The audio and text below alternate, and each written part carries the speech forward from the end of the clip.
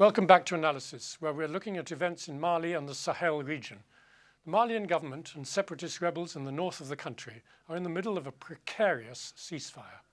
Approximately 6,000 UN peacekeeping troops remain in Mali, despite Nigeria withdrawing its peacekeeping troops to concentrate on what it said were the activities of Boko Haram.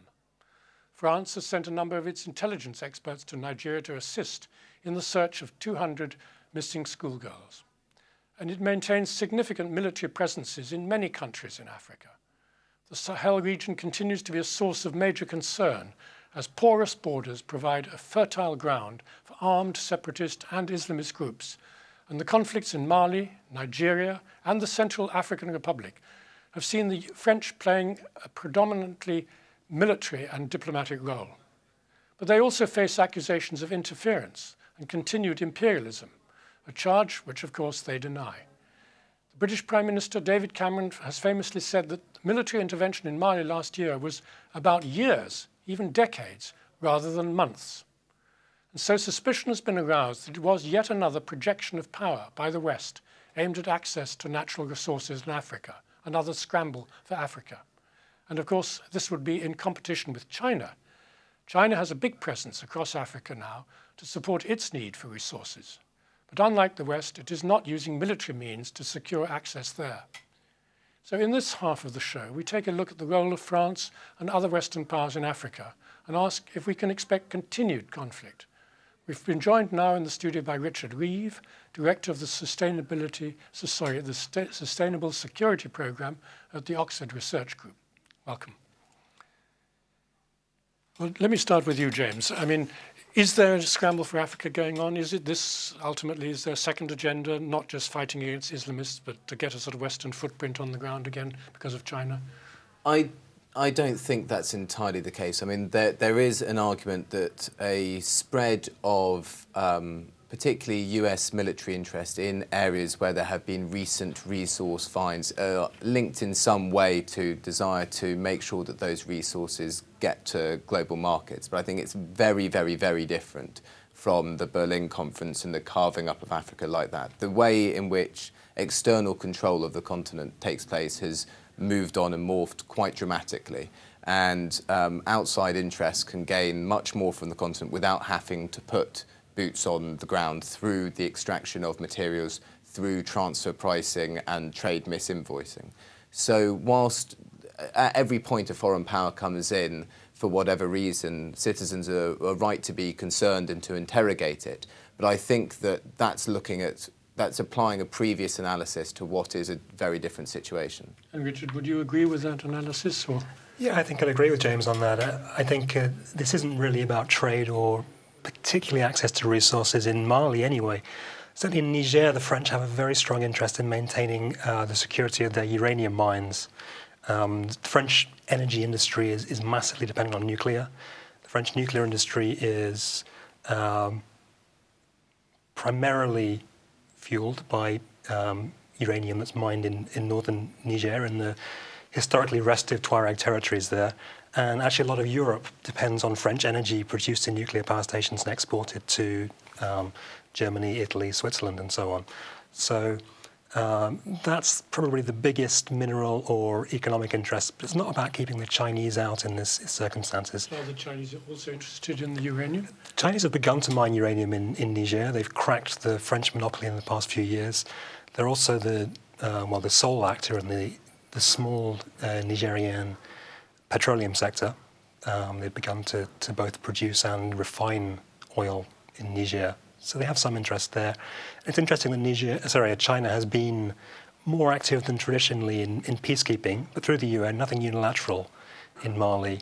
So out of the 6,000 peacekeeping troops that we mentioned, some of those are Chinese? A few hundred are Chinese. The Chinese are the biggest non-african contingent, I think. And that's not the first time they've been in a UN operation in Africa? No, they've been in the Congo, in the DRC in quite large numbers. And just the last 5-10 years, China's really broken into UN peacekeeping operations. But they have an interest in Mali. So it's not quite right to draw a contrast between China using sort of non-military means and France and other Western countries using military. No, it's a very different kind of intervention. Yes. And of course the Americans have a wider presence. But the Americans are not big players in the mineral sector or economics in Africa, particularly in the Sahel, West Africa. They have a very defined security agenda that leads them on the military presence. Wilfried, can we come back to the point that we mentioned in the introduction there about Boko Haram and so on? I mean, is Boko Haram in any way interested in the other countries in West Africa, or is it purely a Nigerian phenomenon? I think it's purely a Nigerian phenomenon, but as any sort of such organization, it will have ramifications in other neighboring countries like Cameroon, Niger, but Boko Haram's main target is the Nigerian government and what it, But it was said when these schoolgirls, of course, are still missing. It was said at one point that they may have been smuggled across the border out of Nigeria already. I mean, would that mean that Boko Haram has some kind of safe haven in some of these other countries? Well, they certainly would have like-minded people who would openly help them. Same with Mujao in Mali. We didn't know about Mujao until they sort of made themselves known in Mali. But certainly, those organizations will have other sort of smaller, or maybe smaller, but also efficient. It's not a word. Also, who can sort of make damage the government's reputation in other countries, and they'll openly help them. Can I just come in on that? Yes. Quickly? The Boko Haram has been slightly mischaracterised as being regional because there are activities in Niger, Chad and Cameroon. But if you look at the areas of Niger, Chad and Cameroon in which there have been Boko Haram activities, they're in the Kanuri-speaking bits of those countries that hug the Nigerian border. So whilst they're technically not in Nigeria, they're only not in Nigeria because of an arbitrarily drawn border. So they haven't exited primarily the kind of linguistic and cultural space. Right. Is Boko Haram basically one ethnic group, or Boko Haram multi? It's primarily come out of the Kanuri ethnic group, yeah. And so, unless there are those similar groups nearby, they can't penetrate elsewhere much. Well, they have operated in other parts of Nigeria where there are not significant Kanuri populations, and also the kind of group Ansari, which is sometimes labelled as a splinter group or an allied group to Boko Haram, that seems to have far less of a Kanuri element, and they do work together. So it's not as if only Boko Haram can operate in those areas, but at least outside of Nigeria, that's the only ones they've been in. And how much is it are social issues important here, and that people join things like Boko Haram or these other jihadi groups because they're unemployed young men and they see no future, and it seems to be exciting to join some sort of armed group? Yeah, on the one hand, Boko Haram is not unlike a lot of other groups in Nigeria in its origins in terms of being primarily a youth militia or activist vigilante kind of group that's been mobilized. It seems, and the evidence on this is somewhat thin, with funds from politicians. I mean, that's quite normal in Nigeria for politicians to arm or to fund youth groups who may be violent in terms of campaigning for them in elections, not just Islamist type agendas, all kinds. You see it in the south as well as the north. In other areas, I mean, in northern Mali and in the Tuareg insurgency, you see the mobilization of these radical agendas, whether it's separatism or whether it's a strain of Islamic ideology, to get around the sort of clan structures, the marginalized elements of society, to create a channel for them to advance themselves. So in a sort of paradoxical way, Islam is a modernizing factor to break the tribal clan groupings. In a sense, Islam has always been the modernizing factor in politics in the Sahel. You saw it with the advent of Islam hundreds of years ago. You saw it in the early 19th century with the Fulani jihads. Political change has primarily come through the vector of Islam, and often across the Sahara or moving east-west, west-east through the Sahel belt. So it's nothing new in that sense. And given the tremendous potential for an anti-corruption agenda, it shouldn't be surprising that this kind of movement harnesses that historical trajectory. Mm. And how much damage has been done to the heritage sites like Timbuktu, particularly? I mean, great damage, great damage. I mean, some of the mausoleums and shrines have been completely destroyed, or at least 50 to 75% of the monuments destroyed. And why do they do that? This is obviously not modernizing. This is a very backward-looking, reactionary type of Islam that feels it necessary to destroy these this cultural heritage. I think that's one of the reasons we call them extremists, because their view of Islam is in contradiction, or at least very far from the way Islam is practiced in Mali. And we're talking about areas like Timbuktu. Timbuktu a few years ago was voted the Islamic cultural center. For a whole year, it was sort of named as the cultural center for all Muslims to come and sort of celebrate and pray. And for them to come to people living in Timbuktu to say that, well, the way you're practicing Islam is not the way it should be, it's like an insult. It's sort of so the destruction, the damage is great, and not only physically, what we see, the monuments and shrines being destroyed, but psychologically as well, people have been affected by it. I mean, how much should the West be worried about it? I mean, there is a tendency among some Western politicians to see sort of Islamic jihad as basically a threat to the West. And, I mean, surely the threat is to local people in West Africa. So why should France, the United States, Britain be interested in it at all, or take any role at all? France, the United States and Britain, rightly or wrongly, I would say that over the last 15 years have taken too great an interest relative to the threat that comes from sort of jihadi extremism. But that is the reason why you see how speedily action was taken in Mali because that was seen as a threat to Europe. The idea of having a kind of jihadi state close enough to European borders for people to look at a map and be a little bit scared. And you compare that to the response to the Central African Republic, where there is none of this narrative and none of this threat. Demonstrates why. But, I mean, yes, the primary interest, if they were being, completely ethical about it, would be on what effects will these groups have domestically, and also how does this fit into the domestic discourse? Because it's interesting where, you said that the sort of jihadi groups are reactionary. You can't put them into a reformist discourse, but the Salafi groups are more closely linked to, within Islam, within Mali, the debate tends to be between traditionalism, which is more Sufi, which in the West people like to think as being more modern or modernist, but actually has very, very deep and long roots. And then that which is called reformist is the more Wahhabi, it's the newer version, which is trying to strip away this kind of syncretic element within Malian Islam to go back to a Salafi literalist interpretation. So, and I think it's important that we, rather than just going, oh, right, well, that looks scary, something needs to be done, which tends to be what both commentators and policymakers in the West do, to actually understand what is going on within its own context and try to help those elements that are, within particular countries or regions that are trying to tackle these problems which cause, violence and, undermine personal security.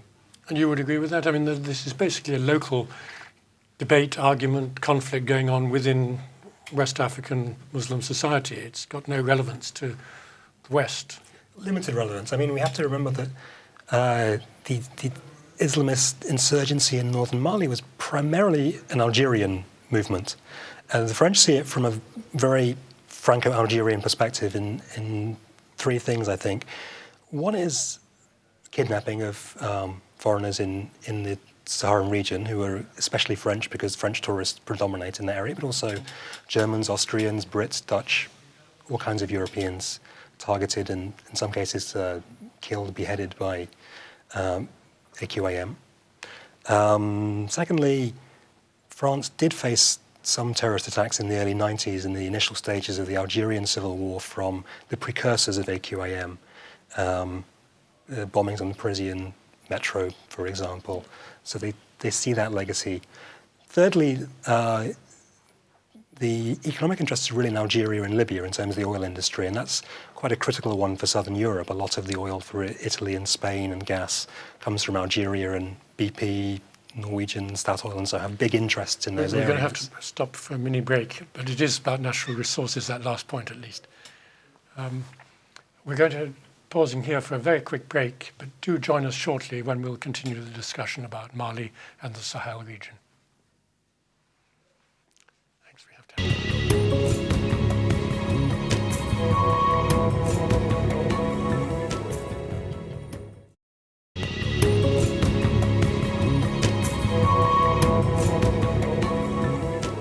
Hello and welcome back to Analysis. Richard, let me ask you about Boko Haram. I mean, their agenda is definitely within Nigeria, isn't it? They think sort of Western education, Western influence is haram, non-Muslim and impure, etc. They're not interested in changing the structure of life in Western Europe or the United States, are they? They're not like Osama bin Laden's people were, the Al-Qaeda people. No, there seems to be no indication of that. It's a very Nigeria-focused agenda. There's even little appeal to issues about Israel-Palestine or the Arab world. It has little resonance in Nigeria. Even outside northern Nigeria, it's unclear how much Boko Haram wants to Islamize the whole of Nigeria or change the country.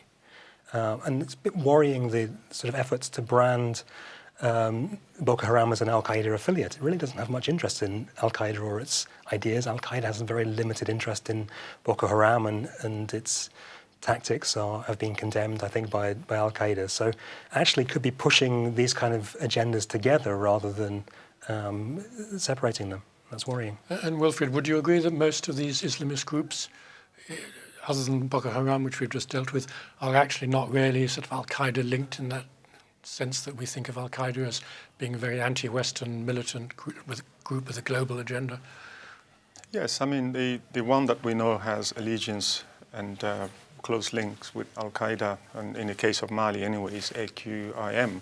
So it's just one group? That's one group, but sometimes I think these groups sort of make people believe that they have close ties or close links with Al-Qaeda just to be on the mainstream or on the media and just have a bigger platform to speak.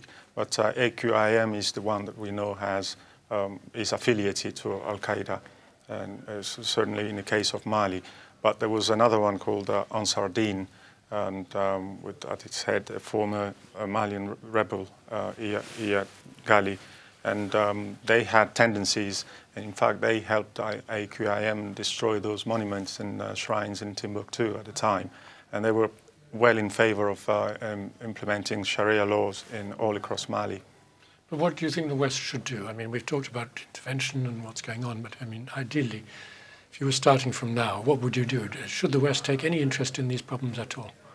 Yes, of course. I think that what France did in Mali is, if it had been an English-speaking country, I think Britain would have had probably. Why does there have to be one country intervening, particularly the former colonial power? Why not immediately go to the Security Council, get a UN peacekeeping force? At the time of the intervention for the French, I think it would have been useless or probably too late to go to the UN, because it takes a lot of time for UN to go through all the procedures and the voting, and the decision making is very slow within the UN, and it would have been too late, because the stage we were at, a few hundred kilometers more, and the jihadis and all the groups, they were marching onto the capital city, Bamako. They could have captured Bamako. When the state of the Malian army was such that it would have been impossible to stop them. Well, doesn't this say something about the African Union's military capability, that it's very weak? I mean, it's amazing that it still requires a European army to come in when there's meant to be an African Union and a United Nations. Well, yeah, so, I mean, France has significantly better rapid reaction response than the African Union, and this has got to be a large problem. I think every time there is a conflict where there is then an external non-African intervention, which then now the new thing is you try to dress it up and pretend that it's not really you, it's us and a load of African Jews, but really the most technically capable and troops are the French ones in both the case of Mali and the case of the Central African Republic. So that should be, I think, a clarion call for beefing up regional security architectures and trying to, develop relationships from the AU perspective with France and other military powers so that they can pay for and beef up an AU rapid reaction force. But I mean, in the case of Mali, France did get UN backing for its actions, but the time frame is incredibly important. They pushed south, and the Islamists could have taken the air base, which would have been required and was required to then retake the north. And if they'd taken that, it would have been extremely difficult to retake the north, even if they'd just come in a week later. Before Bamako or anything like that was threatened, then retaking the north would have been extremely difficult. So it's these rapid reaction capabilities that need to be beefed up, and of course those should be African, but that requires training, commitment and money. I just want to come back to the whole issue of casualties. We haven't really talked, we've been talking in a kind of political, almost abstract way. What about casualties? I mean, it's nothing like what's going on in the Central African Republic, is it, where thousands of people have been killed and massacred, and there's sort of ethnic sectarian pogroms going on. I mean, the Mali conflict, it doesn't have that dimension, does it, of huge civilian casualties? No, the Malian conflict doesn't seem to have had very large casualty figures. Certainly large displacement, something like 40% of the northern population excuse me, was displaced, and most of them are still displaced about 18 months since the French intervention. In northern Nigeria, rather different, something like 9,000 casualties, I think, overall, and most of those since the state of emergency last year. So it's about 1,000 a month in northeast Nigeria at the moment, which is pretty high, probably higher than the Central African Republic. But Mali not. Mali's much lower then. Mali not so much so, no. And you don't think it's going to collapse into something like that? I mean, it's in spite of this breakdown of the ceasefire and the talks, it's still, there's a sort of element of stability underneath it all. It's not going to collapse totally. Yeah, I don't think there's the will for very large fighting, and there are some restraining factors in terms of international troops on the ground. There's also a very thin population in the area. I mean, where the fighting has been around Kidal, there's about 40, 50,000 people spread over an area about the size of Spain. So not the potential for mass casualties really in that area. Perhaps there's potential for communal violence and sort of pogroms, higher casualties around the river areas of the north, around Gao and the towns around there. We saw that in the conflict about 20 years ago. And to a limited extent in the last months as well, there have been sort of dozens of casualties. Okay, well, thank you. On that note, some mild optimism that it is not going to collapse, and the civilian casualties have so far been relatively small compared to what's going on in some of the neighbouring countries. We've come to the end of this episode of Analysis, so I'd like to thank my guests and, of course, you at home for watching. Please tune in again for future discussions, and don't forget you can keep up with the discussion by following us on Twitter at the address you see below on your screen, or by following Islam Channel Current Affairs on Facebook. Until next time, thank you and goodbye.